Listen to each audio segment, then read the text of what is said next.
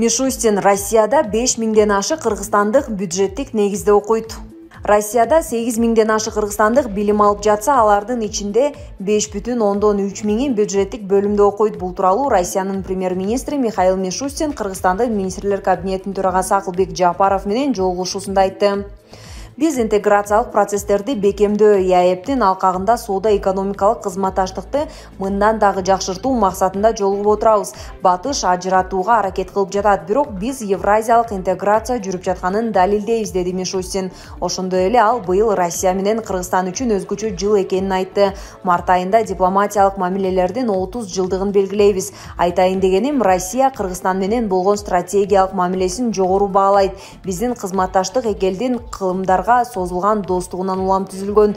Өткөн жылдын жыйынтыгы менен эки өлкөнүн ортосундагы товар айлантуу 47%га өсүп, 2,5 миллиард долларга жакындады. Бул абдан жакшы көрсөткүч, деди Россиянын өкмөт башчысы. Мындан тышкары ал билим берүү жаатында дагы кызматташтык күч алып жатканын билдирди. Маалыматка караганда, Россияда 8000ден ашык кыргызстандык студент окуса, алардын 5,3 миңи бюджеттик бөлүмдөрдө билим алууда. Ал эми келерки окуу жылында квотаны 500 орунга чейин көтөрүү пландалууда. Ошондой эле ал мындан ары дагы Кыргызстанда орус тилинин өз орду боло берерине ишенерин кошумчалады. Булак Спутник чекиткейжи. Орус-Украин жаңжалынын экинчи күнү Киев элин этият болууга чакырды. Дүйнөнү дүрбөлөңгө салган аскердик чечимден кийин окуялар биринин артынан бири уланып жатат. Украинадагы жаңжалга байланыштуу АКШ, Канада, Япония, НАТО жана Батыш мамлекеттеринин Россияга каршы санкция чечимдери чыга баштады. 24-февралдагы чукул саммитте макулдашылган евро биримдиктин санкцияларынын Россиянын банк рыногунун 70%-на, негизги мамлекеттик компанияларга, анын ичинде коргонуу тармагына таасирин тийгизери, мунай рыногуна чектөөлөр камтылганын евро биримдиктин башчысы Урсула фон дер Ляйен билдирди.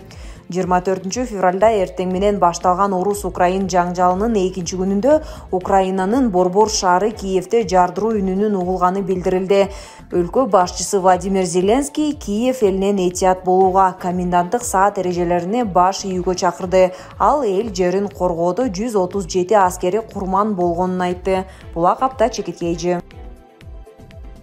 Орус аскерлери Киевти көздөй бет алды. Орус аскерлери Украинанын куралдуу күчтөрүнүн Украин аскерлеринин формасын кийген жана Облондон Киевтин борборуна карай жылып бараткан эки унаасын колго түшүрүштү. Бул тууралуу социалдык тармакка Украинанын коргоо министринин орун басары Анна Маляр билдирди.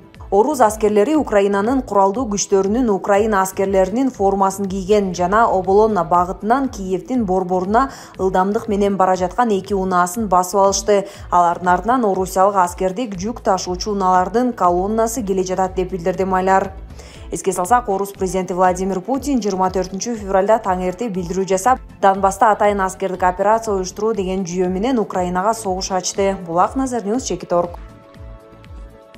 Беларусь президенти Александр Лукашенко Украинадагы Россиянын атайын операциясы боюнча үн катып, зарылдык жаралса аскерлерин алып келерин айтты. Бул туурасында РИА Новости жазды. Ал эми мындан бир аз мурдараак Лукашенко Донецк жана Луганск эл республикаларын таануу боюнча пикирин айткан.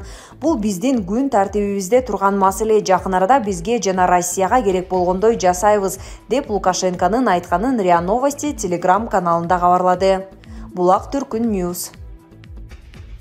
АКШ Орусия Украина тарапка 160тан ашык ракета атты. АКШнын коргоо министрлигинин жогорку даражалуу кызматкери Орусия Украинага жалпысынан 160тан ашык абадан сокку урганын билдирди. Бул тууралуу UNN агенттиги CNN телеканалына шилтеме берүү менен жазды. Анын айтымында, ракеталардын көбү кыска аралыкка учуучу баллистикалык ракеталар, бирок аба соккуларынын арасында канаттуу жана орто аралыкка учуучу ракеталар да болгон. Маалыматка ылайык, Орусиянын аскердик чабуулунун биринчи күнүндө 57 Украин каза болуп, дагы 169-у жараат алган.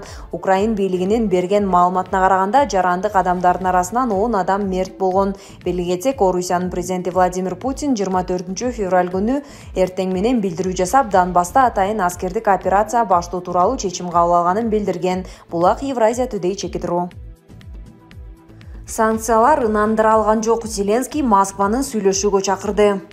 Украинанын президенти Владимир Зеленский Россиянын согуштук аракеттерди токтотуу боюнча сүйлөшүүлөрдү баштоого чакырды. Бул тууралуу ал Украина 24 телеканалында сүйлөгөн сөзүндө билдирди. Эртеби кечпи Россия биз менен согуштук аракеттерди басып алууну токтотуу жөнүндө сүйлөшүшү керек, деди Зеленский. Ал сүйлөшүү канчалык эрте башталса, Россиянын өзүнүн жоготуулары ошончолук аз болот деп эсептейт. Биз бүгүн эртең менен да мамлекетибизди кечегидей эле жалгыз коргоп жатабыз, деген Украина лидери кечеги санкциялар Россияны ынандырдыбы? Бул жетишсиз экенин көрүп жатабыз, деди. Россия Федерациясынын жарандарына орус тилинде кайрылган Зеленский нааразычылык акциясына чыккан Россия элине айткым келет. Биз силерди көрүп жатабыз. Бул бизди укканыңарды, бизге ишене баштаганыңарды билдирет. Биз үчүн күрөшкүлө, согушка каршы күрөшкүлө, деди ал. Бул акапта чекиткейчи. Зеленский: биз Украинаны коргоодо жалгыз калдык. НАТО кепилдик бере алган жок. Бүгүн 25 февралда Украина президенти Владимир Зеленский кайрылуу жасады. Бул тууралуу чет элдик маалымат каражаттары билдирди. Маалым болгондой, Зеленский кайрылуу учурунда Украинадагы кырдаал тууралуу маалымат берип, каза болгон жана жаракат алгандардын санын айткан. Украинаны коргоодо биз жалгыз калдык. Чынында батыш биз менен бирге согуша албайт. Украинага ким коопсуздук берет? Мен аны көрө албай турам. НАТО болсо Украинага коопсуздукту вада кыла алган жок, деди Украина президенти. Булак медиа центр чекиткейчи. Украина 18 жаштан 60 жашка чейинки эркектерге өлкөдөн чыгууга тыюу салды. Украинанын бийлиги 18 жаштан 60 жашка чейинки эркектердин өлкөдөн чыгуусуна чектөө киргизди. Бул тууралуу Украинанын Львов бажысынын башчысы Даниил Менчиков социалдык тармактагы баракчасына жазган. Украинанын 18 жаштан 60 жашка чейинки эркек жарандарына өлкөнүн аймагынан чыгууга тыюу салынган. Бул эреже аскердик абал мезгили жокко чыгарылганга чейин күчүндө болот деп айтылат билдирүүдө. Эскерте кетсек, Украинада башталган орус операциясынан улам өлкөдө аскердик абал киргизилген. Булак Евразия Today чекитирүү. Франция Зеленскийдин коопсуздугун камсыз кылууга убада берди. Франция бийлиги эгер зарылчылык жаралса, Украинанын президенти Владимир Зеленскийдин коопсуздугун камсыздоого даяр. Бул тууралуу Франциянын тышкы иштер министри Жан-Йв Ле Дриан билдирди. Зеленскийдин коопсуздугу маселеси сөзсүз көтөрүлөт. Керек болсо керектүү чараларды көрүүгө даярбыз, деди министр. Буга чейин 25 февралда Франциянын коргоо министри Флоренс Парли Брюссельде жана Вашингтондо эч ким Орусия менен согушууну каалабайт деп билдирген. Анын айтымында азыркы шарттарда Париждин башкы максаты Украинанын чыгышында ок атышууну токтотуу. Белгилей кетсек, буга чейин Франциянын президенти Эммануэль Макрон өлкө Украинага 300 миллион евро өлчөмүндө каржылык жардам жана аскердик техника сунуштай турганын билдирген. Ал ошондой эле украиналык качкындарга жардам берүүнү убада кылган. Эске салсак, орус президенти Владимир Путин 24 февралда таң эрте билдирүү жасап, Донбасста атайын аскердик операция уюштуруу деген жүйө менен Украинага согуш ачты. Булак Назар Ньюс чекит.org.